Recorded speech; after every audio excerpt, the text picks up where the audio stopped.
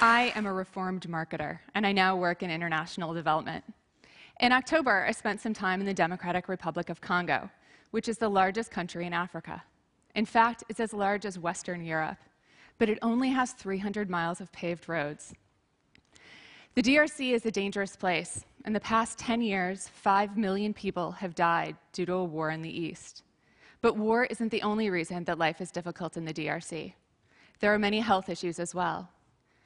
In fact, the HIV prevalence rate is 1.3% among adults. This might not sound like a large number, but in a country with 76 million people, it means that there are 930,000 that are infected. And due to the poor infrastructure, only 25% of those are receiving the life-saving drugs that they need, which is why, in part, donor agencies provide condoms at low or no cost. And so while I was in the DRC, I spent a lot of time talking to people about condoms, including Damien. Damien runs a hotel outside of Kinshasa. It's a hotel that's only open until midnight, so it's not a place that you stay, but it is a place where sex workers and their clients come. Now, Damien knows all about condoms, but he doesn't sell them. He said there's just not demand.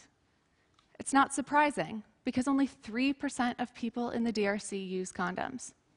Joseph and Christine, who run a pharmacy where they sell a number of these condoms, said despite the fact that donor agencies provide them at low or no cost, and they have marketing campaigns that go along with them, their customers don't buy the branded versions. They like the generics. And as a marketer, I found that curious. And so I started to look at what the marketing looked like. And it turns out that there are 3 main messages used by the donor agencies for these condoms: fear, financing, and fidelity. They name the condoms things like Vive, to live, or trust.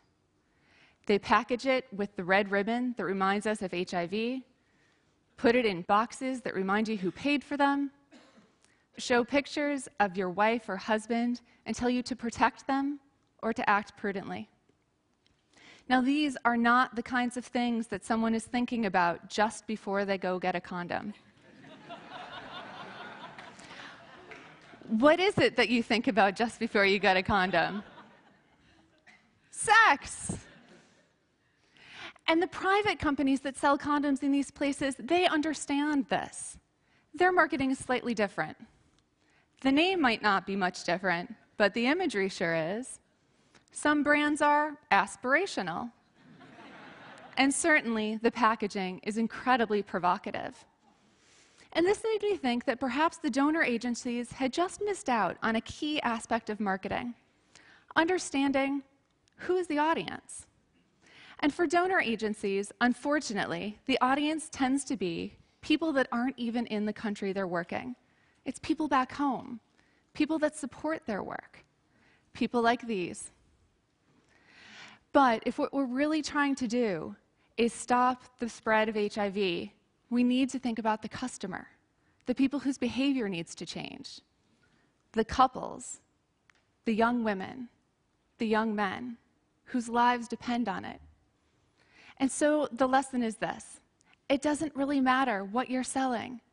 You just have to think about who is your customer and what are the messages that are going to get them to change their behavior. It might just save their lives. Thank you.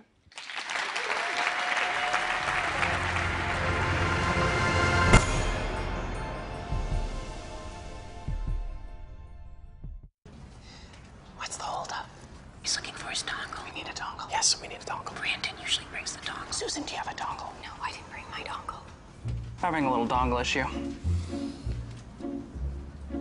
Dooley has a dongle. I don't have a dongle, sir. Let's get started. Do you guys have a dongle? We're not using a dongle. See? It's pretty cool, huh? Nice. Share files instantly, only on the Galaxy S3.